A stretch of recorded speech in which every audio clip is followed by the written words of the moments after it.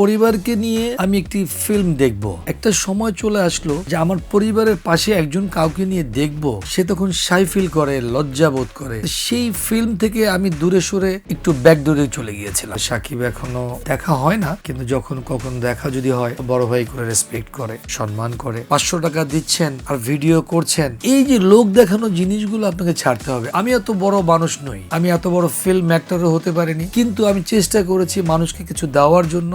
Welcome to star টক 24, যেখানে আমি নাইমা চলে এসেছি আপনার প্রিয় তারকাদের নিয়ে আসতে আপনাদের আরো কাছাকাছি। দর্শক, আজকে যিনি আমাদের সাথে যুক্ত হতে যাচ্ছেন, তিনি শুধুমাত্র তার যুগের একজন আইকন, একজন স্টারই নন, বরং একজন লিভিং লেজেন্ড। খুব কম সময়ে জুড়েই তিনি ছিলেন বাংলা সিনেমায়, কিন্তু এই অল্প সময়ের মধ্যেই তিনি আমাদেরকে উপহার দিয়েছেন প্রায় 134-এরও বেশি সফল সিনেমা। দর্শক, আজকে আমাদের সাথে আছেন ঢালিউডের iconic star Shakil Khan. Please welcome the iconic star of Bangla cinema, Shakil Khan. আসসালামু আলাইকুম। হ্যালো, আসসালামু আলাইকুম স্যার, কেমন আছেন? এই তো আলহামদুলিল্লাহ। Please have a seat. Thank you. Sir, প্রথমেই আপনাকে অনেক অনেক ধন্যবাদ আমাদের শোতে আসার জন্য এবং আমাদেরকে আপনার ভ্যালুয়েবল টাইম দেওয়ার জন্য। অনেক অনেক ধন্যবাদ sir. It's a pleasure and honour to have you here. Thank you. আপনাদের এই সুন্দর এই অনুষ্ঠানে আমাকে আমন্ত্রণ করার জন্য ধন্যবাদ জানাই। প্রথমত আসলে একটি কথা মানে সবসময় বলি আর কি, যে আমরা এই সুন্দর পৃথিবীর মানুষ, এই সুন্দর বাংলাদেশ, সবাই আমরা সুন্দর থাকতে চাই, ভালো থাকতে চাই। আপনি কেমন আছেন? সব মিলিয়ে কেমন যাচ্ছে দিনকাল? খুবই ভালো, খুবই ভালো। প্রথমেই যে প্রশ্নতে আমরা যেতে চাই সেটা হচ্ছে সোহানুর রহমান সোহান, নির্মাতা সোহানুর রহমান সোহানের প্রথম যে আপনার ফিল্মে যে কাজ করা হয়, জি। আমার ঘর আমার বেহেশত, সেটা দিয়েই আপনার ক্যারিয়ারের শুরু। জি। সেই অভিজ্ঞতাটা কেমন ছিল? এটা আসলে ফ্রম দ্য বিগিনিং, তো যখন মানুষ একটা শুরু করে, স্টার্ট করে, তখন তো তার আসলে মানে চিন্তা ভাবনা যে আমি কতটুকু সাকসেস করতে পারবো, আর নিজের ভিতরে একটা আনন্দ কিছু কাজ করে যে একটি ফিল্মের মধ্যে একটা বিগ প্রোডাকশনে কাজ করতে যাচ্ছি, একটা বিগ ফিল্মে কাজ করতে যাচ্ছি, যে কতটুকু দিতে পারবো, কতটুকু নিতে পারবো, মানুষের কাছে কতটুকু গ্রহণযোগ্যতা আসবে, সব কিছু মিলে টেনশন প্লাস আনন্দ দুটোই কাজ করে। আর যখন ফিল্ম যখন রিলিজের একটা যখন চিন্তাভাবনা যখন প্রডিউসার যখন করে, যখন আমরা জানতে পারি যে ছবিটি রিলিজ হবে, তখন তো আরও ভীষণ আনন্দ, আবার খুব টেনশন, কী জানি হবে, কী জানি হতে যাচ্ছে, মানুষের কাছে কতটুকু দিতে পেরেছি বা কতটুকু দিতে পারবো, এই যে চিন্তা ভাবনাগুলো আসলে এটা কিন্তু থেকেই যায়।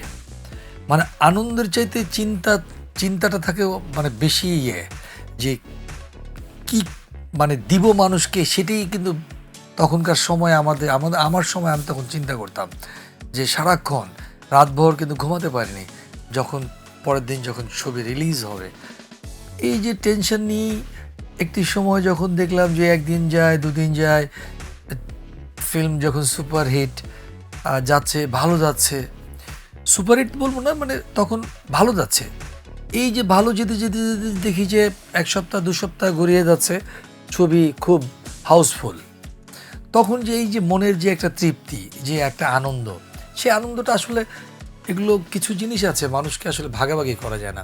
যে আপনি ঈদ কেমন কাটাচ্ছেন, ঈদের আনন্দ কেমন, এই জিনিসগুলো আসলে কি বলা যায় না। একটা মানুষ পরীক্ষায় যখন এসএসসি পরীক্ষা দেয়, এইচএসসি পরীক্ষা দেয়, বা অনার্স মাস্টার্স যখন পরীক্ষা দেয়, যখন ভালো রেজাল্ট করে, যদি প্রশ্ন করি যে কেমন আপনি করেছেন বা আপনার মনের আনন্দ কি, আসলে আনন্দটা আসলে শেয়ার করা যায় না বা বলাও যায় না। আসলে এটা ভিতরে এমন একটা উদ্দীপনা কাজ করে, সেটা হলো গিয়ে অ্যাকচুয়ালি মানে কিছু জিনিস ফিলিংসের বিষয়, মানে ভিতরে ইনার ফিলিংস কিছু কাজ করে, যেগুলো হয় কি কাউকে শেয়ার করা যায় না।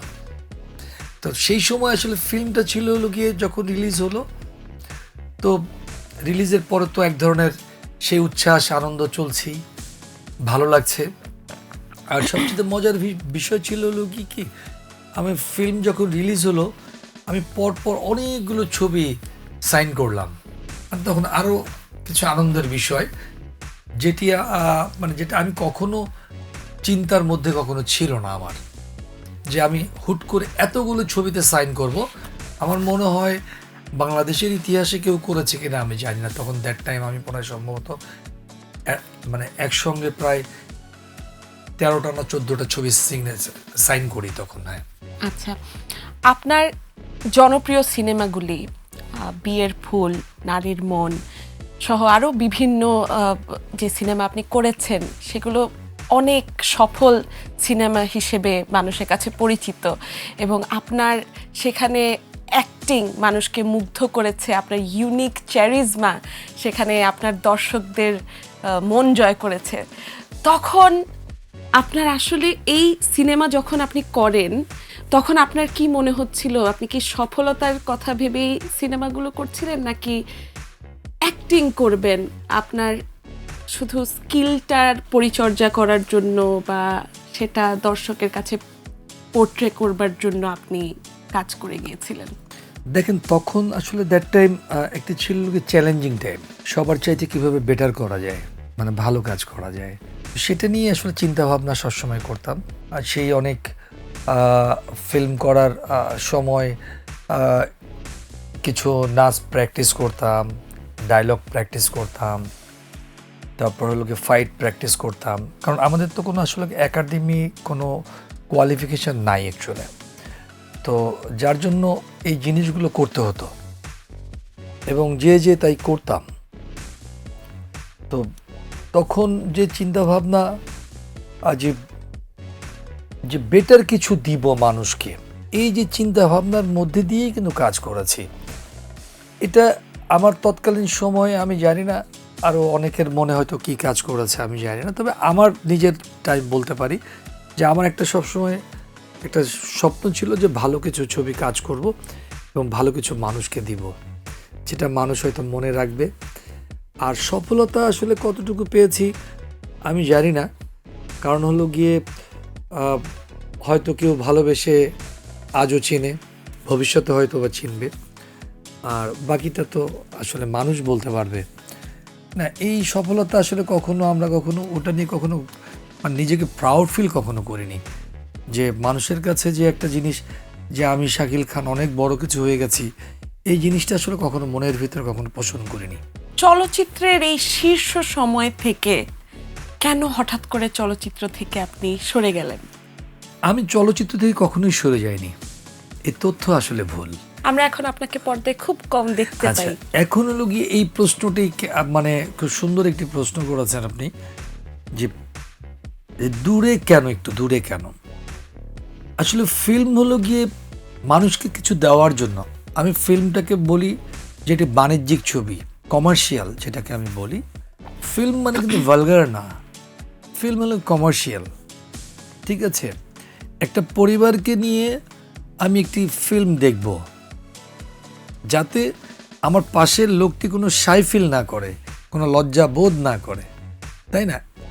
কিন্তু মাঝখানে একটা সময় চলে আসলো যে আমার পরিবারের পাশে একজন কাউকে নিয়ে দেখব, বা আমার একটা সার্কেল নিয়ে কাউকে নিয়ে দেখব, সে তখন সাই ফিল করে, লজ্জা বোধ করে যে আমাদের জাতির কত কলঙ্ক। সেই ফিল্ম থেকে আমি দূরে সরে একটু ব্যাকডোরে চলে গিয়েছিলাম। এই লজ্জাবোধের বিষয়টা কেন ছিল আসলে? স্বাভাবিক বিষয়, আমরা এখনো এই বাঙালি, আমরা এখনো সমাজকে নিয়ে চলি, আমরা এখনো বাবা মাকে শ্রদ্ধা করি, ডেফিনেটলি পারিপার্শ্বিক যারা আছে তাদেরকে আমরা এখনো সম্মান, সে রেসপেক্ট বলেন যেটাই বলেন, আমরা এখন সেটিকে নিয়ে এখনো চলি। আমরা কিন্তু ইউরোপিয়ান কালচার না, যে আমরা 18 হয়ে গেলাম, টিনেজার হয়ে গেলাম, যা ইচ্ছা তাই করলাম, নট দ্যাট। এটা আমার কাছে মনে হয় না। আমি শাকিল খান মনে করি আমার একটি নিজের দায়বদ্ধতা আছে, সেই দায়বদ্ধতা থেকে আমি এমন কোনো কিছু করব না বা এমন কোনো কিছু জনগণকে দিব না যেটি মানুষ হাসবে, মানুষ আমাকে লজ্জা দিবে বা আমার ফ্যামিলিকে লজ্জা দিবে। এরকম কোনো এক্সপিরিয়েন্স হয়েছিল কি? হয়েছে। আমি ওই যে আপনি একটু আগে একটা কথা বলেছেন যে কেন এই দূরে থাকার এই অর্থ শুধু এই একটি কারণ। আপনার প্রথম যে নির্মাতা সোহানুর রহমান সোহানের সাথে আপনার কাজ করা, এবং তার সাথে কাজ করার পরে অনেক গুঞ্জন আছে এরকম যে তার সাথে হয়তো কোনো একটা রাগ বা অভিমান থেকে আপনি কাজ করা বন্ধ করে দিয়েছেন বা এরকম কিছু, এটার সত্যটা আসলে কতটুক? না, আমি তার সাথে রাগ করে কাজ কখনো বন্ধ করিনি। হয় কি যে অনেক সময় তখন প্রচণ্ড ব্যস্ততা ছিল, সবসময় হয়তো শিডিউল ঠিকমতো দিতে পারতাম না। দেখা যেত যে একসাথে 10টা 15টা ছবির কাজ চলছে। এখন যদি আপনি আমাকে একটা শিডিউল চান যে যে আপনি একটু আসতে হবে বা আমাকে এই দিনটা দিতে হবে, যদি আমার কাজ থেকে যায় তখন আসলে কখনো সম্ভব হয় না ওই শিডিউলটা আপনাকে দেওয়ার জন্য। তো সেখান থেকে হয়তো মনে মনে উনি কষ্ট নিতেই পারেন, এটা স্বাভাবিক, কিন্তু এটাকে বুঝতে হবে, বোঝার বিষয়, তাই না? পৃথিবীতে সব কিছু কিন্তু আপনার লোকের সমঝোতা। আপনি আপনার সাথে আমার একটা সম্পর্ক হবে বা আপনার সাথে আমার একটা কোথাও যে বসবো বা একটা মিটিং করবো বা যাই কিছু করি, একটা কিন্তু আপনার শিডিউলটাকে মেনটেন করতে হবে, আমার শিডিউলটা মেনটেন করতে হবে। যখনই মেনটেন করতে পারবো যে হ্যাঁ এই সময়টা আমি যে আপনাকে দিতে পারবো, তখন কিন্তু আপনি আমাকে নিয়ে সেই কাজটি করতে পারবেন বা বসে কথা বলতে পারবেন। তাছাড়া কিন্তু কোনো ওয়ে কিন্তু নাই, তাই না? তখন দেখা গিয়েছে যে তৎকালীন সময় যে হয়তো বা তার সাথে আমার শিডিউলে আমি একসাথে মেলাতে পারিনি বিধায় হয়তো বা উনি আমার হয়তো রাগ করেছেন। আবার এরকমও গুঞ্জন আছে যে তিনি রাগ করে রানার নামকে চেঞ্জ করে শাকিব খান দিয়েছেন, যিনি এখন আমাদের মেগাস্টার শাকিব খান। না, এটা একটি ভালো প্রশ্ন। এটা আমি একদিনকে ওনার সাথে যখন বসলাম একদিন অনেকক্ষণ দীর্ঘ সময় নিয়ে, তখন উনি নিজে থেকেই আমাকে বলল যে তোর উপর রাগ করেই কিন্তু আমি ওর নামটা দিয়েছি সাকিব। তো আমি তো রাগ করিনি, আমি অ্যাকচুয়ালি আমার কথা হলো কি যে সে কাজ করবে তার নিজের যোগ্যতা দিয়ে আসবে। এখন সে ভালো করছে, আমি তাকে বাহবা জানাই, সাধুবাদ জানাই, তাই না? কারণ আমার কাছে এই যে জেলাসি কোনো শব্দ আমি আসলে ফিল করি না। আমি ফ্রম দ্য বিগিনিং থেকে আমার ভিতরে এটা কাজ করে না। কারণ কেউ যদি ভালো করে তাকে ভালো বলতেই হবে, আর আপনি ভালো বললে সে কিন্তু মানুষকে যে বলবে যে এই মানুষটি আমার সম্পর্কে ভালো বলেছে, তাই না? এটাই কিন্তু হওয়া উচিত। আপনি যখন ভালো কাজ করবেন, ভালো কিছু দেখাবেন মানুষকে, ভালো উপস্থাপনা করবেন, তখন মানুষ কিন্তু আপনাকে কিন্তু বাহবা দিবে। সুতরাং আমি এটার সাথে যদি বলি যে উনি ভালো কাজ করেন, সেটা তো কোনো অপরাধ না। আমি মনে করি যে এটা একটা ভালো দিক, তাই না? মানুষকে উৎসাহ দেওয়াটা উচিত। সেই উৎসাহ আসলে আমরা দিতে জানি না। আমরা এখন চিন্তা করি যে অন্যটা, হ্যাঁ, তবে সেটি ভালো কাজ হতে হবে। এখন আপনি একটা মন্দ কাজ করবেন, সেটাকে আমি উৎসাহ দিব না, সেটাকে আমি নেগেটিভই বলবো। কারণ এখন এই বর্তমান সমাজে তাই করছে। সোহান সাহেবের সাথে বা শাকিব খানের সাথে আপনার কেমিস্ট্রিটা অন স্ক্রিন অফ স্ক্রিন কীরকম? অন স্ক্রিন কেমন ছিল আর অফ স্ক্রিন এখন কীরকম? না, সবসময় ভালো ছিল। আমি কখনোই খারাপ, কখনো আমি কাউকেই দেখিনি ওরকম কোনো কিছু। সাকিব এখনও ওই দেখা হয় না, কিন্তু যখন কখনো দেখা যদি হয়, ও বড় ভাই করে রেসপেক্ট করে, সম্মান করে। আর সোহানুর রহমান সোহান, উনি আমার ছিলেন শিক্ষকের মতো। কারণ শুরুটা হলো কি ওনার হাত দিয়ে, সেই প্রথম থেকে, সেই 1994 সাল থেকে ওনার সাথে উনি আমার বাসায় এসছেন। আমার সাথে অনেকবার কথা হয়েছে, অনেক কিছু আলাপ হয়েছে। তারপর তো আমাদের মাঝ থেকে ছেড়ে চলে গিয়েছেন। আসলে চলে সবাই যাবে, এটাই হলো কি বাস্তবতা। কিছু জিনিস আছে আমরা মানতে পারি না, কিন্তু তারপরে মেনে নিতে হয়, তাই না? তো ওনার সাথে অনেক স্মৃতি, অনেক কিছু, মানে যেগুলো আসলে বলে শেষ করা যাবে না। আচ্ছা স্যার, 90s-এর টাইমে আপনার অনেক কো আর্টিস্ট ছিলেন, তার মধ্যে পপির সাথে আপনার জুটিটাকে অনেক বেশি অ্যাপ্রিসিয়েট করা হতো এবং দর্শকদের আপনারা মুগ্ধ করে চলে এসছেন সেই 90-এর দশকে। তো পপের সাথে আপনার সম্পর্কটা অন স্ক্রিন অফ স্ক্রিন কীরকম ছিল? দেখেন, কাজের জন্য তো মানুষের সাথে সম্পর্ক একটা তৈরি হয়, তাই না? একটি ভালো কাজের জন্য আমি যদি কাজ করি, তাহলে আপনার সাথে আমার একটা ভালো কেমিস্ট্রি হবেই, ভালো সুসম্পর্ক গড়ে উঠবে। এখন তখন দ্যাট টাইমে এটাকে মানুষ পুঁজি করে আসলে অন্যদিকে ডাইভার্ট করে নিয়ে গেছে। এটা আসলে কি তখন এই জিনিসগুলো একটু ছিল বেশি, কানাঘোষাটাই ছিল বেশি। এখনো আছে। না, এখন এখন থাকলেও মানুষ আসলে এটাকে এখন কেয়ার করে না। তখন হয় কি যে তখন আপনি একজন নায়িকা, সে যদি বিবাহিত হতো সেটাকে মানুষ অ্যাকসেপ্ট করতো না। একটা হিরো তাই ছিল, যদি তিনি বিবাহিত হতেন সেই জিনিসটা মানুষে তাকে আকর্ষণ করে কম। এটা কিন্তু সমস্ত জায়গায়, পৃথিবীর সব জায়গায়, বিশেষ করে মানে আগে যদি যান তাই ছিল, কিন্তু এখন এটা অন্য হয়ে গেছে, অন্যদিকে টার্ন করেছে। এখন হলো গিয়ে এগুলো কোনো বিষয় না, যে কাজ করার দরকার কাজ করে যাচ্ছি। কিন্তু কাজের এখনকার যত ফাস্ট হয়ে গেছে কাজের গতি, আর যতই আপনি বলেন না ডিজিটাল, যতই কিছু বলেন প্ল্যাটফর্মে করা, কিন্তু কাজের কিছু মান আছে ভালো, কিছু মান আছে খুবই খারাপ, যেটি মানুষ এখন নিতেই চায় না, দেখতেও চায় না। কারণ আমার চোখে দেখা এগুলি, কারণ আমি দেখছি যে মানুষ অনেক কাজ আছে যেগুলো মানুষ পছন্দই করে না। আপনি যত ওপেন হবেন, ওপেন হলে আপনি হয়তো বা ক্ষণিকের জন্য ভালো লাগবে, কিন্তু আপনার পার্মানেন্টলি আপনাকে ভালো লাগবে না। একটা মানুষকে পরিপূর্ণ আপনি যখন থাকবেন ফিটফাট, আমি যেটা মনে করি যে তখন কিন্তু আপনাকে মানুষ ভালো চোখেই নেয় এবং মানুষ সেটাকে সাধুবাদ জানায়।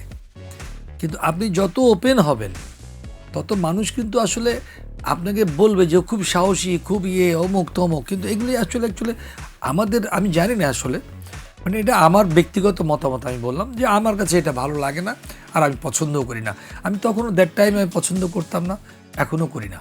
তখনকার সময়ের চলচ্চিত্র, তখনকার চলচ্চিত্রের যে পরিবেশ ছিল আর এখনের যে চলচ্চিত্রের পরিবেশ, আপনার কোনো পার্থক্য মনে হয় কিনা, এবং আপনার কি মনে হয় যে হয়তো এই জিনিসগুলোতে অনেক চেঞ্জ এসছে, সেটাকে হয়তো আপনি অ্যাপ্রিসিয়েট করেন বা করেন না? না, এখন তো চলচ্চিত্র নেই বললেই চলে। চলচ্চিত্র যে আমাদের ফিল্ম, যে BFDC, Bangladesh film development corporation যেটা আমরা বলি, সেটা তো এখন অন্ধকার একটি, যেখানে এখন মানুষের যাতায়াত নেই বললেই চলে, বিশেষ করে ফিল্মের লোকজনদের। এই জায়গাটা ছিল একসময় রমরমা। আপনি যতই বলেন, ওটিপি বলেন, এক জায়গায় একটা অনুষ্ঠানে একজন বলছিল আর কি, যে এখন তো মানুষ ঘরের মধ্যেই আসলে দেখে। আপনি একটি বিগ থিয়েটারে যখন একটি ফিল্ম দেখবেন, সেটির আনন্দ এবং মজাটাই আলাদা, ঠিক আছে? সেটি আপনি মোবাইলে দেখেও সেই মজা বা পাবেন না। এখন আপনি কথার কথা হয়তো বা বলতে পারেন, কিন্তু আমি ব্যক্তিগতভাবে আমি যেটা জানি, যে একটি থিয়েটারে যখন আমরা বিগ স্ক্রিনে যখন একটি বড় একটি ছবি দেখি, যেটা চলচ্চিত্র, তো সেটি দেখা হলো গিয়ে অন্য একটা আনন্দ এবং অন্য একটা মজা। আমি এখনও দেখি, আমি দেশের বাইরে গেলে এখনও পর্যন্ত যে আমি সেই থিয়েটারগুলোতে আমি যে ফিল্ম দেখবই, আমার কাছে কেন জানি ভালো লাগে। আর আপনি মোবাইলে বলেন আর টিভিতে বলেন, ওটা দেখার কোনো মজাই নেই। আপনি ফিল্মের কোনো কিছুই বুঝবেন না, কোনো পরিপূর্ণতাই আসবে না, যে যত কথাই বলুক না কেন। আবার এখন অনেকে সিনেমায় হয়তো কাজ করছে না, কিন্তু বিভিন্ন অ্যাওয়ার্ড ফাংশনে দেখা যাচ্ছে সিনেমার যারা কাজ করে এসছেন বা করছেন, বা হয়তো এখন কাজ করছেন না। এই অ্যাওয়ার্ড ফাংশনের ব্যাপারটা নিয়ে আপনার মতামত কি? দেখেন, এখনকার হলো গিয়ে ফিল্মে, আমি জানি না, কিছুদিন আগে একজন বলছিল যে এই অ্যাওয়ার্ডের বিষয় নিয়ে, আমি বললাম যে দেখেন, একটা মানুষ এই ফিল্ম ইন্ডাস্ট্রিতে সে কতটুকু পপুলার আমার জানা নেই, আমি চিনিও না তাকে। দেখি যে তাকে অ্যাওয়ার্ড দিচ্ছে, কিসের জন্য? বিশেষভাবে তাকে পুরস্কার, ফিল্মের হিরো হিসেবে পুরস্কার, ফিল্মের হিরোইন হিসেবে পুরস্কার। আমি জানি না যে তারা কি ফিল্ম করেছে আর কি সুপারহিট বাংলাদেশকে কি দিয়েছে, আমি জানি না এরা কি প্রেজেন্ট করে, আমার জানা নেই। কিন্তু এদেরকে দেখি যে অ্যাওয়ার্ড অনুষ্ঠানে, আমি এক জায়গায় গেলাম অ্যাওয়ার্ড নিতে, আমি চিনিই না, আমি তাকিয়ে রইলাম, দেখি যে সুপারস্টার অমুক। তো এই যে মানুষের যে মানে জানি না আমি এটা কি রুচিতে, কি কারণে এই যে অ্যাওয়ার্ড দেয়। আর অ্যাওয়ার্ড এখন নিতে গেলে তো আপনার কোনো লাগে না, আপনি যদি 5,000, 10,000, 15,000 টাকা দেন আপনাকে অ্যাওয়ার্ড দিয়ে দিবে। তার মানে অ্যাওয়ার্ড আপনার মতে টাকায় বিক্রি হচ্ছে? হ্যাঁ, টাকায় বিক্রি হয়। আপনার সুপারস্টার যদি টাকায় বিক্রি হয় তাহলে এটা তো অ্যাওয়ার্ড তো তাই হবে, তাই না? কারণ অনেকে, আমি দেখলাম একটা শো দেখে আমি ছোট্ট একটা ইয়েতে, যে আমি নাকি বলেছি যে সাকিবকে নিয়ে, আমি কিন্তু কখনোই এই ছেলেটাকে নিয়ে আমি কখনোই বলি না। কেন? এই জন্য, কারণ এই ছেলেটা অনেক কিছু দিয়েছে দেশকে। এই সাকিব খান দেশকে অনেক কিছু দিয়েছে, কিন্তু আমরা আসলে ভুল ব্যাখ্যা দিই কিছু। তো মানে একটা কোথায় জেনে আমি দেখছিলাম যে তাকে নিয়ে নাকি বলছি যে সুপারস্টার, মেগাস্টার বা দু একটা ছবি। সে তো দু একটা ছবি করেনি, সে অনেক অসংখ্য ছবি করেছে, এখনো করে যাচ্ছে। এখনো করে যাচ্ছে অলরেডি। তো সুতরাং সে তো দু একটা ছবি করতে পারে না। সুতরাং এই কথাটাই তো আমার, যদি কেউ যদি বলে দেয় বা এই কথাটা শুনে যদি অন্য একজন কেউ বলে, রিপিট করে, তাহলে সেই তো ভুল ব্যাখ্যা দিচ্ছে। এই যে সৎসাহস আমাদের নেই, একটা কথা না জেনে আমরা কথা বলি। এই জিনিসগুলো এখনকার বর্তমানের মানুষের চরিত্রগুলো এমন যে আপনার কথা আমি শুনি নাই, কিন্তু আপনাকে একজন আমাকে বলছে যে অমুকে এই কাজ করছে, আমি না দেখেই বলে ফেললাম যে উনি খারাপ। এই কথাটা আসলে কি বলা উচিত না আমাদের এই সমাজে। কাউকে, আমি মনে করি যার মূল্য যেখানে, সেখান থেকে সেই মূল্যায়ন করা উচিত। এবং সত্যিকারে যারা চলচ্চিত্রে যারা কাজ করে, চলচ্চিত্র প্রেমী যারা এই জগৎটাকে ভালোবাসে, আমি মনে করব যে তারা সুপারস্টার হওয়ার দিকে এগিয়ে না যেয়ে কাজে মন দিতে হবে। আগে মানুষের ভালোবাসা গ্রহণ করতে হবে, তারপর আপনি ফেমাস হন, আপনাকে মানুষ এমনিই বাহাবা দিবে। আচ্ছা স্যার, অনেক গুণী অভিনেতা আমাদের খুব প্রিয় হুমায়ুন ফরিদির সাথে আপনার কাজ করার অভিজ্ঞতা আছে। তিনি মানুষ হিসেবে কেমন ছিলেন? তার সাথে কাজ করার অভিজ্ঞতাটা একটু আমরা আপনার থেকে জানতে চাই। দেখেন, ফরিদি ভাই আসলে কি অনেক গুণে গুণান্বিত একজন আর্টিস্ট। ওনার হলো কি স্টার, সত্যিকার স্টার। যেমন আকাশে একটা স্টার যখন হয় তখন জল জল করে নক্ষত্রের মতো জ্বলে। এই ফিল্ম ইন্ডাস্ট্রিতে ওনারা একজন স্টার।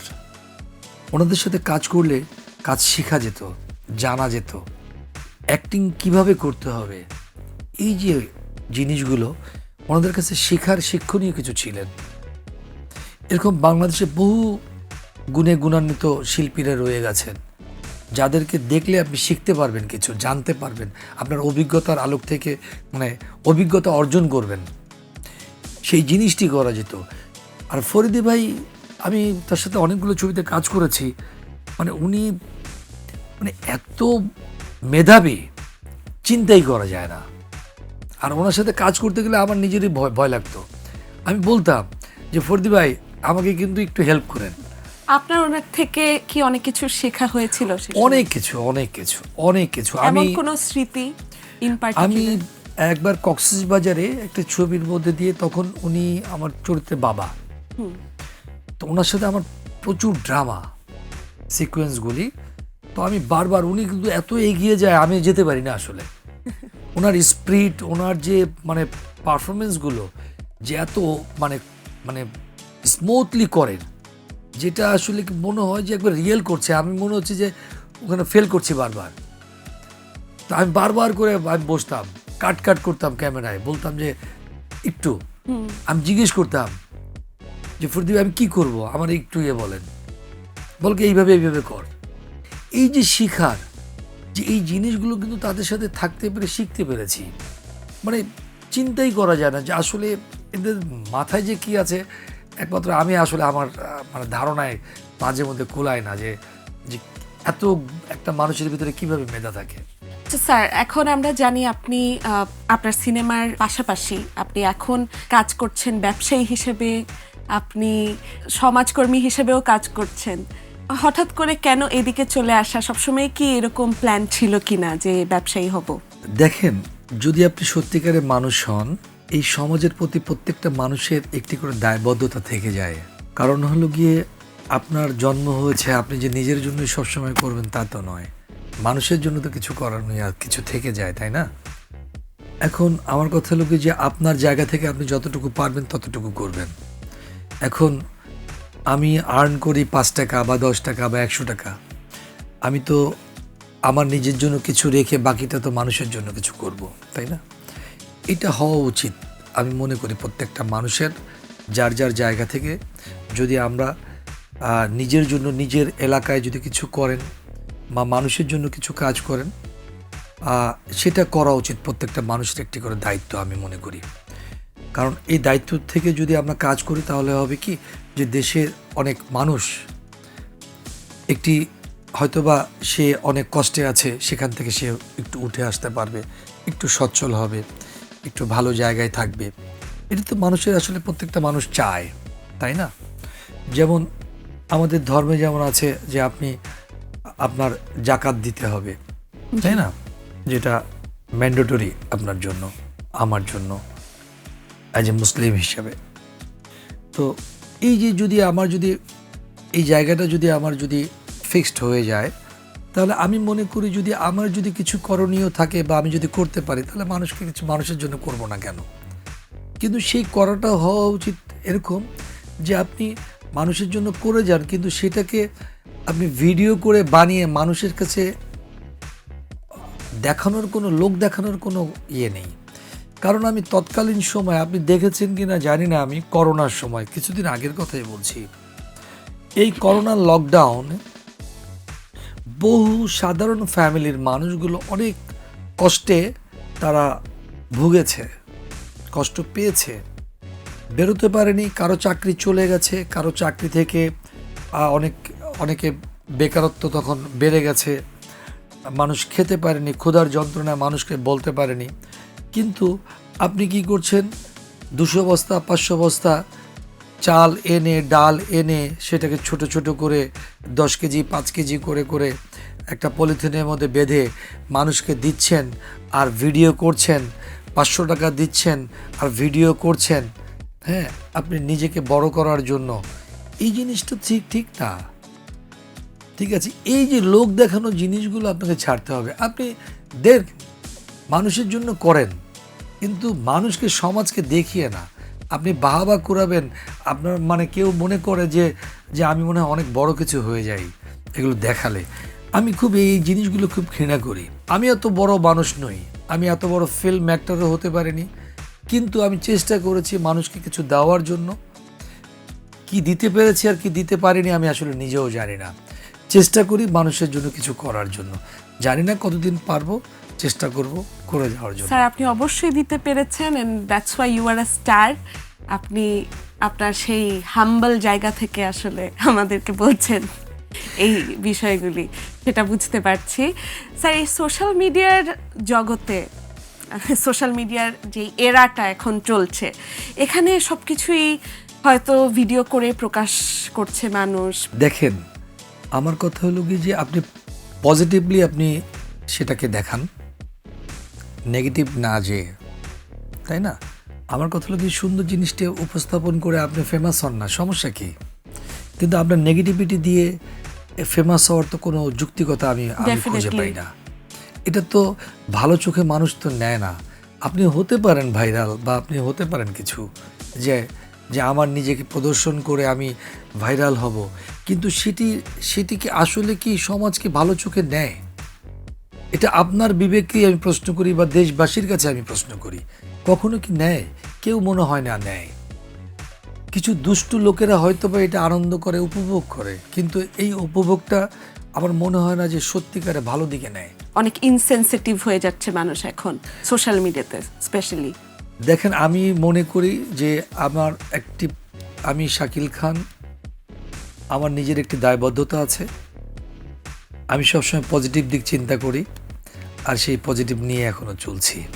সুতরাং এই নেগেটিভিটি আসলে কখনোই আমার ভিতরে কখনো সায় দেয়নি এবং কখনো দিবে না, এবং সেটার ভিতরে আমি কখনো যাব না।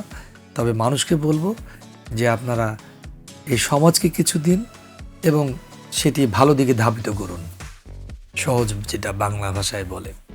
জি স্যার, আপনি যখন বাংলা চলচ্চিত্রে আপনার নাম উজ্জ্বল করছেন, আলোকিত করছেন, তখন আমাদের চলচ্চিত্রের জগৎ থেকে একটি উজ্জ্বল নক্ষত্র পড়ে যায়, সালমান শাহ। অনেকে বলে যে সালমান শাহ থাকলে হয়তো বাংলাদেশের চলচ্চিত্রের অবস্থা আরও বেটার হতে পারত। সালমান শাহ থাকলে যে ফিল্ম ইন্ডাস্ট্রি অনেক কিছু করে ফেলতো তা কিন্তু না। যুগে যুগে অনেকেই আসছেন, আমাদের এই ফিল্ম ইন্ডাস্ট্রিতে রাজ্জাক ভাই বিশাল বড় এক নক্ষত্রের মতো একজন উজ্জ্বল তারকা। তিনিও একসময় ইন্ডাস্ট্রিকে লিড করেছেন। সেই মানুষও চলে গেছে, তাই তো ইন্ডাস্ট্রি তো থেমেছিল না, চলছিল। জাফর ইকবাল সাহেব অনেক সুদর্শন হিরো ছিলেন এবং গুণী তারকা ছিলেন, উনিও তো চলে গেছেন, ইন্ডাস্ট্রি তো থেমে থাকেনি। জসিম ভাই এত বড় একটা শরীর নিয়ে মানুষের কাছে প্রচণ্ড রকম জনপ্রিয়তা ছিলেন ওনার। জি, কই ইন্ডাস্ট্রি তো থেমে নাই, থেমে ছিল না, চলছিল।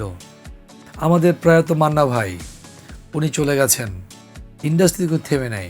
পৃথিবীতে আপনি আমি চলে যাব, পৃথিবী থামবে না, পৃথিবী তার নিজস্ব গতিতেই চলতে থাকবে, ঠিক আছে? তো কিন্তু এই যে সুতরাং অকাল মৃত্যুটা তার, হ্যাঁ, এই যে বলছি যে কিছু জিনিস আছে আমরা অকাল মৃত্যু আসলে মেনে নিতে পারি না। সে অনেক কিছু দিতে পারতো, এটা সত্য, কিন্তু সে থাকা অবস্থায় কখনো সে সুপারস্টার ছিল না, কখনো অত ওই পরিমাণে হিট ছিল না, কিন্তু সে মারা যাওয়ার পর সে সুপারস্টারে পরিণত হয়েছে।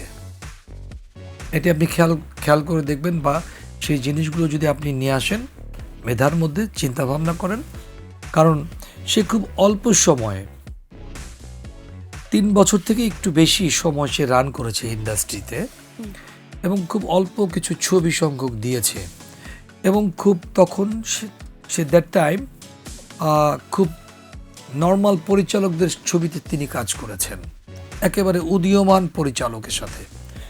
তখন সে যে ছবিগুলোতে কাজ করেছে, তখন কিন্তু সেই ছবিগুলো আপনার ব্যবসা করেছে, আমি বলবো না যে ব্যবসা করেনি, কিন্তু ওরকম সুপার বাম্পার ওরকম কিছু করেনি। পরবর্তীতে সে মারা যাওয়ার পর অনেক ছবি সুপারহিট হয়ে গেছে, মানুষের ভিতরে একটা দাগ কেটেছে যে একটি ছেলে যখন চলে গেছে আসলে এত অল্প বয়সে, যেটা আমরা কখনো মেনে নিতে পারি না। এই সমাজে আপনি দেখবেন একজন বৃদ্ধ যখন মারা যায়, বলে অনেক বয়স হয়ে গেছে তো তাই চলে যাওয়ার সময় উনি চলে গেছেন। কিন্তু একজন শিশু যখন মারা যায় তখন আমরা বলি, ইস এত অল্প বয়সে চলে গেল, ইস। এই জিনিসগুলো, এই যে বিষয়গুলো, এগুলো আমরা মেনে নিতে পারি না আসলে। তো তিনি আসলে এত অল্প বয়সে চলে গেছেন, যেটা আমরা কখনোই মেনে নিতে পারিনি, ঠিক আছে? তো তার চলে যাওয়াটা যে মানুষকে যে শক দিয়েছিল সে সময়ে, রিসেন্টলি আবার এই গুঞ্জন শুরু হয়েছে যে সালমান শাহ কি আসলে সুইসাইড অ্যাটেম্প্ট করেছিলেন নাকি তাকে মার্ডার করা হয়েছে। এই বিষয়টা আপনি কিভাবে দেখেছেন তখন? দেখেন, আমি তৎকালীন সময় আমি এটা বলবো, সে আমার বয়সে ছোট, জি, আমি বলি, সে ফ্লাস্টেডের একটি ছেলে ছিল। আমি তাকে দেখেছি, খুব ফ্লাস্টেশনে সে ভুগতেন। কেন ভুগতেন আমি জানি না, তার কিছু পারিবারিক কিছু সমস্যা মনে হয়েছিল, এবং ছিল এটাই, যেটা মানুষের মুখ থেকে, অনেকের মুখ থেকে যেহেতু শোনা যায়, তখন শোনা যেত। এবং মানে তার যে এই মৃত্যুর পিছনে আমি মনে করি যে ইন্ডাস্ট্রি কিছু মানুষ দায়ী ছিল। কারণ সেটা কেন? একজন মানুষ আমরা যখন কোনো কিছু কষ্টে ভুগি বা ফ্লাস্ট্রেটেড হই, আপনি কিন্তু একটু উৎসাহ জাগানো উচিত ছিল। তখন কিন্তু আমরা কেউ উৎসাহ জাগাইনি। তখন তার সাথে যখন কাজ করেছে মৌসুমী, সেই মৌসুমীও কিন্তু মুখ ফিরিয়ে নিয়েছিল তার থেকে, তার সাথে কাজ করেনি। কেন হচ্ছিল সেটা? আচ্ছা, এখন দেখেন, হয়তোবা তার সাথে মিল ছিল না, কিন্তু সেটা আমরা তো মিলে নিতে পারতাম, ঠিক আছে? এই যে মানুষের ভিতরে একটা কাজ করতো, ফ্লাস্ট্রেশন কাজ করতো। যেমন তার ওস্তাদ, যেহেতু আমার ওস্তাদ সোহান ভাই, সোহানুর রহমান সোহান, তিনিও কিন্তু তাকে নিয়ে পরবর্তী সময়ে কাজ করেননি, যেটা করা উচিত ছিল। তার সাথে কাজ না করার কি কারণটা ছিল? কারণ তখন হলো তো কি, সে তিনি- একটু চঞ্চল প্রকৃতির ছিল, ঠিক আছে? আর মানে সে শিডিউল নিয়ে একটু ডিস্টার্ব করতো, এটা ঠিক আছে, কিন্তু তার মানে এই নয় যে আপনি রাগ করে তাকে দূরে সরিয়ে দিবেন, বা এই জিনিসগুলো তার ভিতরে কিছু কাজ করতো, নেগেটিভিটি কিছু কাজ করতো। কিন্তু দর্শকদের মধ্যে তো তার জনপ্রিয়তা জনপ্রিয়তা মারা যাওয়ার পর কিন্তু তার জনপ্রিয়তা বেশি বেড়েছে। আচ্ছা। তার আগে কিন্তু জনপ্রিয়তা ওরকম ছিল না, কারণ আমরা তো ইন্ডাস্ট্রিতে কাজ করেছি, আমরা দেখেছি তো। কারণ সে এই ফ্লোরে কাজ করছে, পাশের ফ্লোরে আমি কাজ করছি, আমার তো চোখে দেখা এগুলি। যে এমন না যে তার কাছে হুমড়ি খেয়ে সবাই পড়েছে, তা তো না। আর তার মারা যাওয়ার পিছনে দেখেন এটা সুইসাইড নাকি হলো গিয়ে কেউ আপনাকে মানে তাকে কেউ মেরে ফেলেছে বা এরকম কোনো কিছু, যে ঘটনাগুলো এখন মানে এসছে, যেটা দেখেন এটা তো আসলে বিচার করার আমাদের কোনো রাইট নাই বা আমরা বলতে পারি না। এখন যেহেতু অ্যাক্সিডেন্ট যেহেতু ঘটে গেছে, এখন এটার বিচার তো করবে কোর্ট, তাই না? তা আপনার রায় কি দিবে, মনে তারা হয় তদন্ত যে করে হয়তো ক্যারিয়ার লাইফ নিয়ে তার কোনো ফ্রাস্ট্রেশন ছিল নাকি পার্সোনাল Career লাইফ life নিয়ে নিয়ে frustration ফ্রাস্ট্রেশনটা ছিল। বেশি ছিল? দুটোই ছিল। ক্যারিয়ার লাইফ নিয়েও তার ফ্লাস্ট্রেশন ছিল, তার কনজুগাল লাইফেও সে হ্যাপি ছিল না। কারণ আমরা যেটা সবসময় দেখতে পেতাম, আচ্ছা, ঠিক আছে, তো এখান থেকে বেরিয়ে আসতে পারেনি। আসলে হয় কি যে আমরা না উৎসাহ দিতে জানি না ভালো ভালো কাউকে, এটাই আমাদের সবচেয়ে বড় ব্যর্থতা। মানে আপনি শেষ হয়ে যাচ্ছেন, আপনাকে আমাকে শেষ করে দিতে হবে কেন? আপনাকে আমরা উৎসাহ দিব, উদ্দীপনা দিব যে আপনি ভালো কাজ করছেন, আরো ভালো কাজ করেন। কারণ কি, তাকে অনেকগুলো সমিতি বয়কট করে রেখেছে, অনেকে তাকে নিয়ে কাজ করতে চাচ্ছে না। কেন? এই জিনিসটি কেন হবে? এই জিনিসটা এখানে তো এই পলিটিক্স হওয়া উচিত না। একটা স্বাভাবিক, আপনাকে যদি আমি প্রতিদিন নোংরা বলি, খারাপ বলি, আপনার ভিতরে তো আপনি তো একটা মানুষ, জি, তাই না? আপনার ভিতরে তো কিছু না কিছু কাজ করবে। আমাকে যদি প্রতিদিন বলে এই তুমি কিছু পারো না, তুমি কিছু পারো না, তাহলে আমার তো ভিতরে ওই জিনিসটা কাজ করবে সারাক্ষণ, তাই না? আপনি তার সমসাময়িক হিসেবে বা বড় ভাই হিসাবে আপনি কিভাবে তাকে সেই সময় অনুপ্রেরণা দিয়েছিলেন বা এরকম কোনো আলোচনা হয়েছিল কিনা? দেখেন, আমার সাথে কথা হয়েছে মাঝে মধ্যে। হ্যাঁ, আসলে হয় কি যে ইন্ডাস্ট্রির মধ্যে থাকলে তো দেখা হলে কি খবর, এই সেই, এগুলো তো সবসময় হয়, সবার সাথে সবার একটা কথা হয়। আসলে আবার যে যার মতো ব্যস্ত হয়ে যায়। মানে দেখা যায় কি যে ইন্ডাস্ট্রিতে ওরকমভাবে আসলে আমাদের সাথে ওরকম মানে ফ্যামিলিয়ারভাবে মানে তার কনজুগাল লাইফে কি হচ্ছে না হচ্ছে এগুলো আলাপ আলোচনা আসলে কখনোই হয়নি। প্রফেশনাল লেভেলে ছিলেন রাইট, অলওয়েজ। সে তার মতো কাজ করেছে, আমি আমার মতো কাজ করেছি। এখন হলো গিয়ে সে আমার আগে ফিল্মে এসছে, আমার কিছুদিন আগে এসছে, তার ছবি রিলিজ হয়েছে আমার আগে। সুতরাং আমার যেটা চোখে দেখা, আমি যতটুকু যেটা জানি যে সে প্রচণ্ড রকম ফ্লাস্ট্রেটেড ছিল একটা। এরকম গুঞ্জন ছিল যে উনি তার সমসাময়িক কিছু কো আর্টিস্টদেরকে নিয়ে তিনি হয়তো খুব প্রতিবাদ জানিয়েছেন, তাদের বিরুদ্ধে কোনো একটা কিছু। প্রতিবাদ না, এটা হলো কি অ্যাকচুয়ালি হয় কি যে কাজ করতে গেলে তো মনে করেন যে ভুল বোঝাবুঝি হতেই পারে, তাই না? আপনার সাথে আমি যখন একটি পারফরমেন্স করব, হয়তো বা আপনার ওটা ভালো নাও লাগতে পারে বা আমার ওটা ভালো নাও লাগতে পারে, বা আমি অবজেকশন দিতে পারি। হ্যাঁ, অনেক সময় দেখা যায় কি যে আমাকে সেটে আগে এনে বসিয়ে রেখেছেন, আপনি আসছেন না, আমার নিজের কাছে খারাপ লাগতে পারে, কি ব্যাপার আমাকে আগে এনে বসিয়ে রাখলো, ওকে তো আনলো না। এই বিষয়গুলো তখন দ্যাট টাইম অনেক হয়েছে। আচ্ছা, আমি এমনও শুনেছি যখন কেয়ামত থেকে কেয়ামত ছবিটি যখন কাজ শুরু করে, জি। তখন আমার উস্তাদ মানে অনেক সময় একজনকে প্রেফারেন্স বেশি দিচ্ছে, তাকে প্রেফারেন্সটা কম দিচ্ছে, ঠিক আছে। এই যে সালমান শাহকে কম প্রেফারেন্স দেওয়া হতো। হয়েছে কোনো কোনো জায়গায়, আচ্ছা, এই যে মনের যে কষ্টগুলো, এই কষ্টগুলো কিন্তু তার ভিতরে সে পোষণ করে রেখেছে অনেক সময়, দীর্ঘদিন। পরবর্তীতে সেও কাজ করেনি, আবার তাকে নিয়ে অনেকেও কাজ করেনি, ঠিক আছে। এই জিনিসগুলো আসলে আমরা তখন এই জিনিসগুলো থেকে সে বেরিয়ে আসতে পারেনি, যার জন্য আমার কাছে মনে হয় যে এই অ্যাক্সিডেন্টটা আসলে ঘটে গেছে। যেটা আমরা পারতাম, আমরা সবাই মিলে যদি তাকে উৎসাহ দিতাম, আমরা সবাই মিলে যদি তার সাথে আরও একত্র বোধ হয়ে যদি তাকে বলতাম, তার স্পিড আরও বেড়ে যেত, কাজের স্পিড। কারণ সেই ছেলেটির ভিতর তো মেধা ছিল, এবং যে মানুষের কাছে আসলে ইয়াং জেনারেশনের কাছে একটা ক্রেজ তো ছিল। পরবর্তীতেও হয়েছে, আরও বেশি হয়েছে, তখনও ছিল না যে তা না, ছিল তো অবশ্যই, তাই না? তা না হলে একটা অল্প সময়ের মধ্যে একটি ছেলে এত কিভাবে করে, তাই না? একটা রাইজিং কিভাবে একটা ছেলের ভিতরে হয়। স্যার এখন অন্য প্রসঙ্গে আসি যে জি। প্রিয় তারকাদের জীবন নিয়ে, ফ্যামিলি লাইফ নিয়ে, সন্তানদেরকে নিয়ে দর্শকদের জানার অনেক কৌতূহল থাকে। তো আপনার সন্তানদেরকে নিয়ে বা ফ্যামিলি লাইফ নিয়ে একটু আমরা জানতে চাই। আমার ফ্যামিলি লাইফ নিয়ে আসলে আমি প্রচণ্ড রকম হ্যাপি।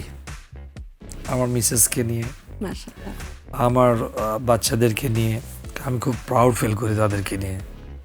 মানে তাদের চাহিদা আসলে খুব কম এবং এত ইন্টিমেসি আমাদের ভিতরে একজন একজনকে মানে সবসময় মানে বুঝি কেন জানি না।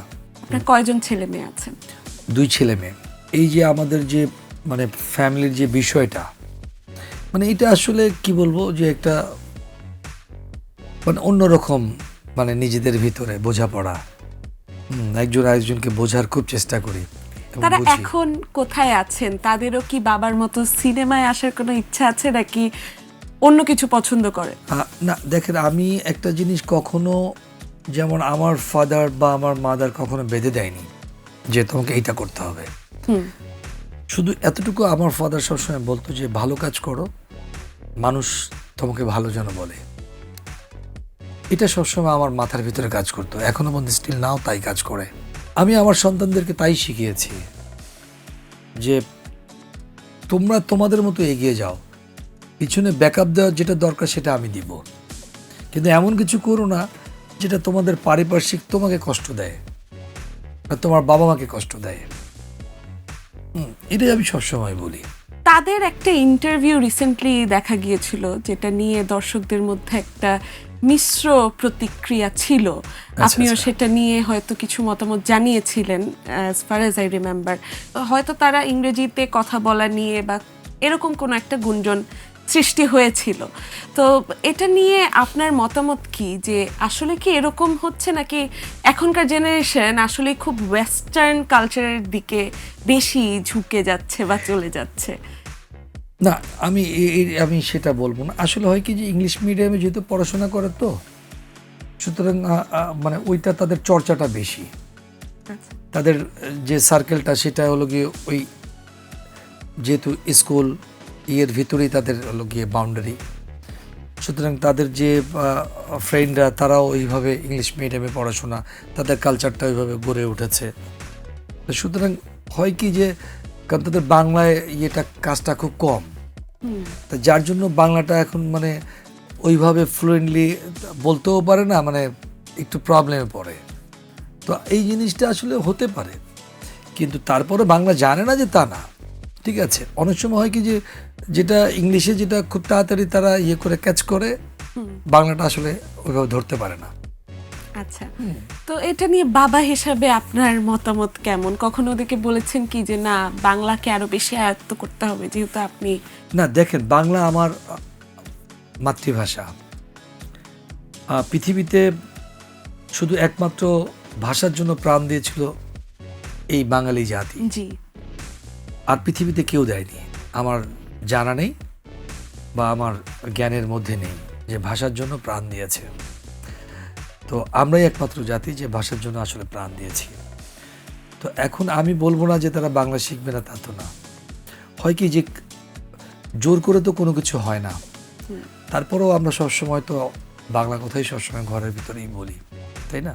যতই আমরা কালচার যতই ডেভেলপ করি না কেন, যতই আমি বলি না কেন পাশ্চাত্যের মতো চলবো, কিন্তু আমার সমাজ তো আমাকে এটা বলে না। তারপরেও এখন যেহেতু একসময় তারাই বুঝবে, ওরা যখন ডে বাই ডে আরও বড় হবে, তখন তারা নিজেরাই সব কিছু আয়ত্ত নিজেই নিয়ে আসবে, তখন নিজেরাই বলা শুরু করবে, আমার বলতে হবে না। এটা আসলে সমাজই বলে দেয়, ওই কালচারটাই বলে দেয়। শুধু কালচারের মধ্যে শুধু একটাই শিক্ষণীয় জিনিস আছে, আমি যেটি বলি যে মানুষকে রেসপেক্ট করো, সম্মান করো। সম্মান করলে তুমি সম্মান পাবে, আর সম্মান না করলে তুমি সম্মান পাবে না। এটি আমি সবসময় বলি। That makes you a really good father. সেটা আমি জানি না, আমি চেষ্টা করি আসলে আমার জায়গা থেকে। স্যার, ভারতের সাথে আপনার কিছু সিনেমায় কাজ করা হয়েছে, যখন আপনি কাজ করতেন সিনেমায় একদম বেশি করে, যখন আপনার কাজগুলি চলছিল নিয়মিত। সো ভারতের সাথে কাজ করার এক্সপিরিয়েন্সটা কেমন ছিল? আর ভারতের সিনেমা, বাংলাদেশের সিনেমা, এর মধ্যে আপনি কীরকম পার্থক্য খুঁজে পেয়েছেন? দেখেন, ভারতের ফিল্ম থেকে আমি মনে করি যে যেটা আমরা পশ্চিম বাংলা যেটা বলি যে ভারতের, সেখানে ভারতের থেকে আমাদের মুভির ক্যাটাগরি অনেক হাই ছিল, ঠিক আছে। তারপরেও আমরা ভারতে যেহেতু ছবি করেছি, ওখানে ছবি করেছি, প্লাস বাংলাদেশে যৌথ প্রযোজনা ছবি কাজ করেছি, কি কি ছবির কাজ করা হয়েছিল ভারতের সাথে? অনেকগুলো মুভি। তারপর একটি হিন্দি ছবিও আমি কাজ করেছি ইয়েতে, এটা বোম্বেতে, একটা হিন্দু মাইথোলজির উপরে, হর হর মহাদেব। তো ওখানে কাজ করতে গিয়ে ওখানে কিছু অভিজ্ঞতা হয়েছে, কারণ ওখানে তো সব হিন্দি ভাষায় সব যারা কো আর্টিস্টগুলো সবাই হিন্দি ভাষায় কথা বলতো বেশিরভাগ। আর যেটি মানে নায়িকা যিনি ছিলেন তিনি ছিলেন তামিল। আচ্ছা, তো ওনার ভাষা আসলে আমি খুব একটা বুঝতাম না, উনি তামিল ভাষায় কথা বলতেন বেশি, আর ইংলিশটা খুব কম বলতেন। তো দেখা যেত কি ওই ভাষাটা আসলে আমার মানে খুব বলতে এবং বুঝতে খুব কষ্ট হতো। অনেক সময় আমি পাশে মানে মানে ডিরেক্টরের যে অ্যাসিস্ট্যান্ট ছিল, আমি তাকে জিজ্ঞেস করতাম যে কি বলছে, তুমি আমাকে বুঝিয়ে বলো। তো এই জিনিসগুলো তখন আসলে অনেক কিছু শিক্ষণীয় জিনিস আছে যেগুলি আসলে তখন দ্যাট টাইম শিখেছি, কষ্ট করে করে নিজের আয়ত্তে এনেছি। যেমন আসলে পার্শ্ববর্তী দেশের সাথে কাজ করতে গেলে অনেক কিছু আমাদের অভিজ্ঞতা থাকে না, যেটা অভিজ্ঞতা অনেক হয়েছে। আচ্ছা, আপনি আপনার সময়ে অনেক মেয়েদের ক্রাশ ছিলেন, আপনার সাথে আরো কো আর্টিস্ট ছিলেন। আপনার কি মনে হয় যে তখন আপনার মধ্যে সেই কম্পিটিটিভ কোনো মনোভাব কাজ করতো? না, এটা কখনো আসলে আমরা ফিল করিনি। আর আমি ক্রাশ ছিল কি না আমি জানি না, তবে মানুষের মন জয় করার চেষ্টা করেছি কাজের মাধ্যম দিয়ে। সেটি কতটুকু পেরেছে আমি জানি না। আমি কখনো ফিল্মে কাজ করতে যেয়ে যেমন অনেক সময় হয়ে গেছে কি ঈদে একটা ছবি রিলিজ হচ্ছে, যেমন একসাথে প্রায় 10টা-12টা ছবি রিলিজ হচ্ছে, তখন দ্যাট টাইম খুব কম্পিটিশন নিয়ে কিন্তু ছবি রিলিজ হতো। দেখা গেল সেই ছবির মধ্যে সুপার বাম্পার হিট হয়ে গেছে আমারটা, কিন্তু কখনো নিজেকে স্টার হিসাবে দাবি করিনি। সবসময় চিন্তা করতাম যে ভালো কাজ দিয়ে মানুষের মাঝে থাকবো। এই চিন্তা ভাবনাটা তখনও ছিল তৎকালীন, আমার এখনও সেটাই আছে। কিন্তু এখন যে সিস্টেম হয়ে গেছে যে নিজেকে সুপারস্টার বানাতে হবে, কিন্তু এটার ভিতর থাকলে আপনি সুপারস্টার কখনো হতে পারবেন না। কারণ আমার কথা হলো কি যে আপনি এই ইন্ডাস্ট্রিতে থাকেন আর যেখানেই থাকেন, কাজের মাধ্যমে মানুষের ভালোবাসা দিয়ে মানুষের মন জয় করতে হবে, মানুষের ভিতরে ঢুকতে হবে, মানুষের হৃদয়ের ভিতরে বাস করতে হবে, তখনই আপনি একটি মানুষের ক্রাশ হবেন। আচ্ছা, আপনার প্রিয় কো আর্টিস্ট কে? সবার মধ্যে বা কার সাথে কাজ করাটা আপনি খুব মিস করেন? কোনো নায়িকা বা নায়ক আপনার সময়ের? দেখেন, সবার সাথে তো কাজ করেছি কম বেশি, তো এখানে আসলে কি সবার সাথে আসলে কাজ করতে ভালো লাগে। তখনকার আমাদের কাজের মাধ্যমটা ছিল ফ্যামিলি, আর একটা ফ্যামিলির মতো। তো মানুষ বলে না যে এটা আমার আব্বু আম্মু ভাই বোন অমুক তমুক, যে ফিল্ম ইন্ডাস্ট্রিটা এরকম ছিল যে আমাদের প্রত্যেকটা ছিল একটা পরিবারের মতো, ঠিক আছে। কেউ ছোট ভাই বড় বোন ছোট বোন কো আর্টিস্ট, ঠিক আছে, যে একটা তুই তাই, এই যে সম্পর্ক আপনি, এই যে সম্পর্ক, তখন আসলে এই জিনিসটি ছিল সবচেয়ে বেশি। এখানে কাউকে ছোট করে দেখার মতো আসলে কিছু ছিল না, বা কেউ বেশি আপন বা কেউ বেশি পর, এই জিনিসটি আসলে ছিল না। কারণ সবার সাথে একটা ভালো সম্পর্ক, একটা ইয়ে ছিল। তাহলে এমন কেউ নেই যাকে খুব মিস করেন? না, মিস তো করি সবাইকে, মিস কাকে করবো না। আপনি দেখেন, আপনি যেটাই যান না কেন, যারা আমাদের সাথে যারা কো আর্টিস্ট ছিল প্রত্যেকেই মিস করি। এখন তারা অনেকে হয়তো বা দূরে আছে, কেউ হয়তো বা এই পৃথিবী ছেড়ে চলে গেছে, ঠিক আছে, কেউ হয়তো বাংলাদেশে থাকে, কেউ হয়তো বাংলাদেশের বাইরে থাকে। মিস তো অবশ্যই করি না, তো স্বাভাবিক বিষয়। আচ্ছা স্যার, আপনার কানে একটি দুল আছে যেটা সেই 90 দশক থেকে আপনার সিগনেচার ছিল, সবসময়ই ছিল। এটা কেন? এটা কি আপনার খুব পছন্দের? এটা আসলে তখন থেকে যে এই একটি জিনিস, আমি কিন্তু চেঞ্জ করিনি, এই একই জিনিসই পরে আছি। অনেকে বিভিন্ন রকম চেঞ্জ করে, আসলে আমার মধ্যে ওইটাই ছিল, ওইটা এখনো পর্যন্ত আছে। কেন জানি ভালো লাগে, তাই এখনো রয়ে গেছে। স্যার, আমরা এখন এক কথায় প্রশ্ন বা 4-5টা প্রশ্ন করব, আপনি এক কথায় উত্তর দিতে পারেন চাইলে। জি। ফিরে যাওয়ার সুযোগ পেলে কোন একটি ভুল ঠিক করতেন? এক কথায় বলবো যে যদি আবার ফিরে যেতে পারতাম তাহলে অভিনয়গুলো আরো সুন্দর করে করার চেষ্টা করতাম। আচ্ছা, আর আজ যদি একটি সিনেমায় অভিনয় করতে হয় তাহলে কোন ধরনের চরিত্র আপনি বেছে নিতেন? আর যেটা মানুষের কাছে খুব গ্রহণযোগ্য মনে হবে বা মানুষের হৃদয়ে দাগ কাটবে, এরকম অনেক ছবি ছিল, ইচ্ছে ছিল করার, কিন্তু করতে পারিনি। কিরকম ছবি, কিরকম চরিত্র? যেটা বাস্তবধর্মী কিছু চরিত্র আছে, যেটি বলে শেষ করা যাবে না, অনেক ধরনের আছে যেটি এই সমাজ যেটাকে গ্রহণ করে না। আপনার সেরা সহ অভিনেত্রী? সবাই। সবাই? কোনো সবাই। কোনো নাম নেই? না, কোনো নাম নেই, তবে একজন যেটা হলো কি আমি বলবো মহিষী নারী, সেটি হলো কি আমাদের ববিতা ম্যাডাম। আমার কাছে মানে ওনাকে দেখলেই কেন জানি খুব ভালো লাগে। তার সাথে এমন কোনো স্মৃতি? অনেক বসে বসে অনেক আড্ডা, অনেক কথা, মানে উনি এখনো মানে দেখলে এই শাকিল, এই আপনি কেমন আছেন, এখনো আপনি করেই বলে, কেন জানি আমি জানি না। আমি প্রায় বলি যে আপা আপনি আমাকে তুমি করে বলেন, কখনোই উনি বলবেন না। এবং ওনার সাথে অনেকগুলো মানে ফিল্মে আমি কাজ করেছি। উনি আমার মায়ের চরিত্রে কাজ করেছেন, বোনের চরিত্রে কাজ করেছেন, কিন্তু আমার তাকে দেখলে আমার কেন জানি এখনো পর্যন্ত মানে তাকিয়ে থাকি। নিজেকে কি হিসেবে পরিচিতি দিতে আপনি বেশি ভালোবাসেন, নায়ক নাকি অন্য কিছু? না, যেহেতু এই ছোট্ট একটি নাম আমাকে সারা বাংলার কাছে পরিচিত করে দিয়েছে, কম বেশি যাই হোক, কম বেশি মানুষ যেই ভালোবাসুক না কেন, কেউ হয়তো ভালোবাসে, কেউ হয়তো ভালোবাসে না। স্যার, আপনার সমসাময়িক সহশিল্পীদের নিয়ে যদি কোনো একটি বাক্য বলতে চান, মান্না স্যার। খুব কোঅপারেটিভ এবং অনেক উদার মনের একজন মানুষ। মৌসুমী ম্যাম। অসম্ভব গুণী আর্টিস্ট। রিয়াজ স্যার। খুব কোঅপারেটিভ, মানে এক কথায় বলবো আবার খুব ভোজম একজন বন্ধু। পূর্ণিমা ম্যাম। মানে আমার কাছে মনে হয় যে খুব মানে ফিল্মের খুব সুন্দরী একজন মানে নায়িকা হিসাবে আমার কাছে মনে হয়। জায়েদ খান স্যার। মন্তব্য করতে চাই না। অপু বিশ্বাস ম্যাম।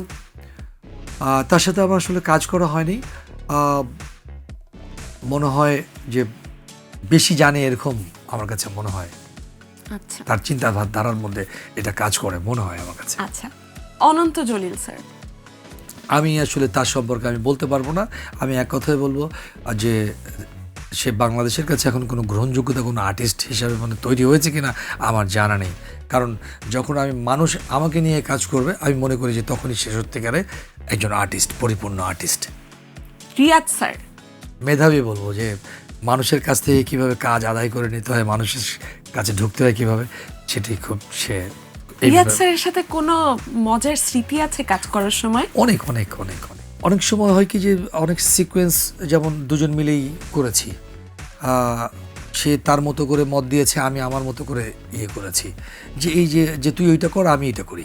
তো এরকম আসলে তার সাথে খুব মানে কোঅপারেশন করে আসলে কাজ করতাম, মানে এই জিনিসগুলো খুব মিলতো আমাদের দুজনের সাথে। স্যার, এখনকার সময়ের একজন পরিমণিকে নিয়ে আপনার যদি কোনো মতামত থাকে? আমি তার সম্পর্কে কোনো মন্তব্য করতে চাই না। আমি বলবো যে নিজেকে আরো গুছিয়ে নেওয়ার জন্য। আফরান নিশো। আমি শুনি, লোকমুখে শুনি, ভালো আর্টিস্ট, এতটুকু বলতে পারি। বাকিটা বাংলাদেশের মানুষই বলতে পারবে। আসলে তার সম্পর্কে আমার ধারণা আসলে অ্যাকচুয়ালি নেই, মানে এদের সাথে আসলে আমি কাজ করি নাই, তো অ্যাকচুয়ালি কাজ না করার পেছনে এবং আমার সাথে ওইভাবে কখনো একসাথে একই টেবিলে বা একই জায়গায় আসলে কখনো দেখা হয়নি। ঠিক আছে, যেমন আমরা একটু ফ্যামিলিয়ার ছিলাম, যেমন আমাদের সময়কার আমরা সবাইকে নিয়ে আসলে চলতাম, সবার বাসায় যেতাম, সবার সাথে বৈঠক করতাম, সবার সাথে সুখ দুঃখের আলাপ করতাম, কিন্তু সেটা এখন বর্তমান প্রজন্মে নেই। এই জিনিসটি আসলে সবচেয়ে খুব খারাপ, কারণ আমি মনে করি এটা আসলে মানে ভালো কিছু এনে দেয় না, তাই না? আমি মনে করি যে আপনাকে যদি আমি রেসপেক্ট করি, সম্মান করি, তাহলে সম্মান আমার বাড়বে। আপনার সাথে যদি আমি অ্যাজ এ কো আর্টিস্ট হই, যদি আমি চলি, আপনার সাথে দেখা হয় যে আপনি কেমন আছেন, তখন কিন্তু আমার নিজের কাছে ভালো লাগবে। আমি মানুষকে বলবো যে আসলে যে এই মেয়েটি খুব ভালো, এই মেয়েটি একটা প্রাণবন্তী মেয়ে, এই মেয়েটি কিন্তু এগিয়ে যাবে অনেক দূর। এই যে জিনিসগুলো, এই জিনিসগুলো আসলে আমরা এখন ধরে রাখতে পারি না। আমাদের নিজস্ব মনে হয় যে ফিল্মের যে আমরা একজন স্টার, সুপারস্টার, মেগা স্টার, আসলে কিছুই নয়। আর শেষ দুজনকে নিয়ে প্রশ্ন করব। পপি ম্যাম, তিনি চলেন তার নিজস্ব গতিতে। প্রত্যেকটা মানুষ তার নিজস্ব একটা গতি থাকে। এখন শুনি যেটা আমি লোকমুখে যেটা শুনি, তিনি তার গতি মতোই চলেন। এখন কিভাবে চলেন, কোথায় আছেন, আমি আসলে আমার জানা নেই। একদম শেষমেশ আমাদের মেগা স্টার শাকিব খানকে নিয়ে আপনার একটি বাক্য। সে অসম্ভব এখন বর্তমান সময়ে খুব মানে গুণী একজন আর্টিস্ট আমি বলবো, এবং নিজেকে তার জায়গায় ধরে রাখতে পেরেছে। এটা তার ধরে রাখা উচিত, এবং সে তাহলে আরও এগিয়ে যাবে। কারণ আমি মনে করি যে তার এই গুণ দিয়ে, তার এই সৌন্দর্য দিয়ে, হিরোরিজম দিয়ে মানুষের মন আরও জয় করতে পারবে। তার সিনেমা কি আপনার দেখা হয়? আর তার সিনেমা দেখা হয় না, তবে কিছু কিছু ট্রেইলার, কিছু কিছু চোখের মধ্যে পড়ে তো, এবং সে অসম্ভব ভালো কাজ করছে, এবং এটাকে আমি সাধুবাদ জানাই। কারণ একজন মানুষ যখন ভালো কিছু করে, সেটাকে অবশ্যই আপনি ওয়েলকাম জানাবেন। আমার ব্যক্তিগত আমার দিক থেকে আমি বলবো, কারণ সে ভালো কাজ করছে, আরও এগিয়ে যাবে, আরও ভালো ভালো কাজ করবে, দেশে আরও অনেক কিছু দিবে দেশকে। স্যার, একদম আমরা অনুষ্ঠানের শেষ পর্যায়ে চলে এসেছি। তো এই শেষ পর্যায়ে এসে আপনার কাছ থেকে একটাই জিনিস জানার আমার দর্শকদের, যে এখনকার তরুণ প্রজন্মদের প্রতি আপনার কোনো অ্যাডভাইস বা কোনো সাজেশন যেটা আপনার মনে হয় তাদের ফলো করা উচিত, বা নতুন যারা সিনেমায় আসছে বা যারা নতুন কাজ করছে, অভিনয়ের জগতে আসছে। দেখেন, আমি একটাই তাদেরকে বলবো, যেটি আমি জানি না, কেউ হয়তো গ্রহণ করবে, কেউ হয়তো করবে না, তবে আমি বলবো যে ভালো কাজ করেন, এবং ভালো কাজ করে মানুষের মন জয় করেন। আমরা পয়সার দিকে চিন্তা না করি, ওই স্টার হওয়ার দিকে চিন্তা না করি, আগে মানুষের কাছে গ্রহণযোগ্যতা পাই। তাহলে যে ভালোবাসা দিয়ে আমি যদি গ্রহণযোগ্যতা আনতে পারি, আপনাকে মানুষই স্টার বানিয়ে দিবে, আপনার নিজেকে বলতে হবে না, তাই না? তো আমার মনে হয় যে এটা হওয়া উচিত এখনকার প্রজন্মে যারা যারা কাজ করছে। কারণ প্রত্যেকটা মানুষ, আমি মনে করি, সে তার নিজস্ব জায়গা থেকে বা নিজস্ব বলয় থেকে সে চিন্তা করতে হবে যে আমি মানুষের মন জয় করতে গেলে কি কি করতে হবে। আমাকে নিজেকে কিছু বলে বেড়ানোর দরকার নেই, আমি স্টার, আমি সুপারস্টার শাকিল খান। কে বলছেন, কে আসছে, ওই যে বলেন যে সুপারস্টার শাকিল খান আসছে, এটা বলার দরকার নেই, নো নিড, প্রয়োজন নাই। ঠিক আছে, আপনাকে তারাই মানুষই বানিয়ে দিবে। ঠিক আছে, আগে আপনাকে মন জয় করতে হবে।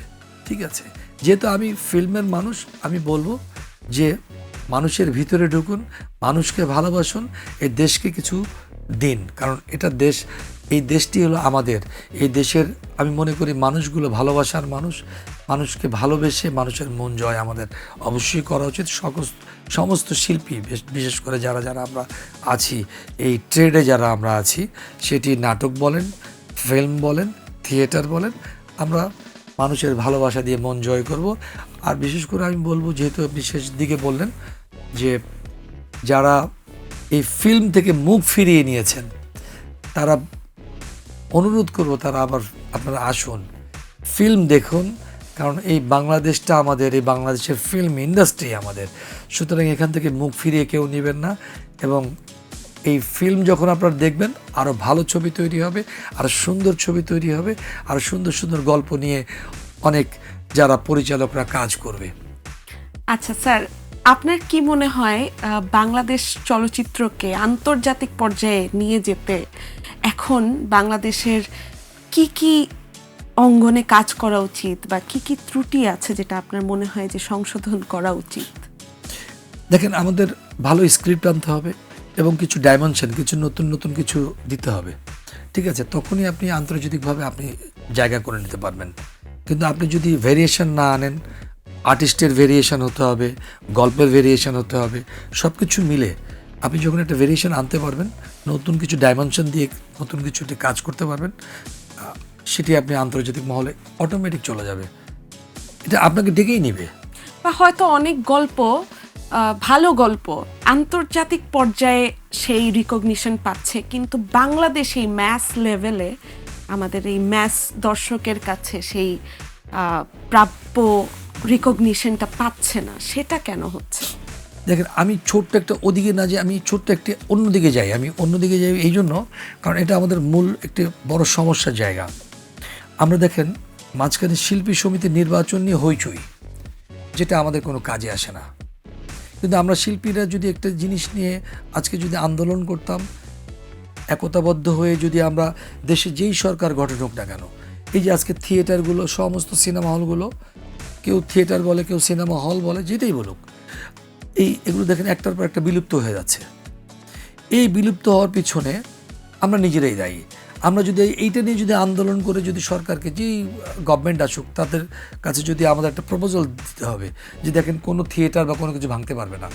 এই বিলুপ্তির কারণটা কি? ওই যে আমি সেটাই ব্যাখ্যা দিচ্ছিলাম যে আমরা একটা থিয়েটার ভেঙে ওখানে একটা মার্কেট করব। আচ্ছা, আপনি যদি এখন মার্কেট করেন তাহলে মার্কেটের ভিতরে একটা থিয়েটার রাখতে হবে। এটি আমরা যদি একটা বেঁধে দিতাম, এটা যদি আমরা গভর্নমেন্টের কাছে যেই সরকার আসুক তার কাছে যদি আবেদন রাখতাম, অবশ্যই এই আবেদনটা আমাদের রাখতো। কিন্তু আমরা সেগুলো নিয়ে আমরা কোনো করিনি। আমরা কি করেছি দেখেন, এই নির্বাচন নিয়ে কি হইহুল্লা, যে নির্বাচন কোনো কাজে আসে না, একটা অথর্ব নির্বাচন। আমাকে বলেন যে শিল্পী সমিতি নির্বাচন দিয়ে কি করেছে? এ দেশকে কিছু দিয়েছে, না এই জাতিকে কিছু দিয়েছে, না ফিল্ম ইন্ডাস্ট্রিকে কিছু দিয়েছে? এরা এখন অনেক বড় বড় বড় বড় সব কথা বলে। কি বলে? এটা একটা ব্যবসা। এই ব্যবসা থেকে বেরিয়ে আসুন।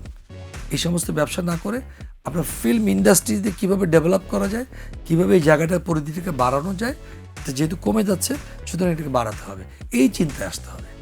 কিন্তু আমরা তার না নিয়ে আমরা যাচ্ছি অন্যদিকে।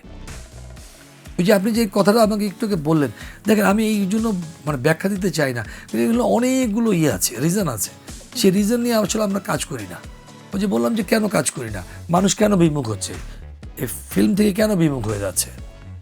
আপনি দেখেন এখন নাটক হয়ে গেছে ফিল্মের মতো। আগে নাটক ছিল ড্রয়িং রুমের একটা সুন্দর জায়গা, সেই প্ল্যাটফর্মটাও নষ্ট হয়ে যাচ্ছে এখন যারা যারা কাজ করছে। কারণ এখন ভাষা হয়ে গেছে অন্য, একজন বলে সাধু ভাষায়, একজন বলে অমুক ভাষায়, একজন বলে তমুক ভাষায়।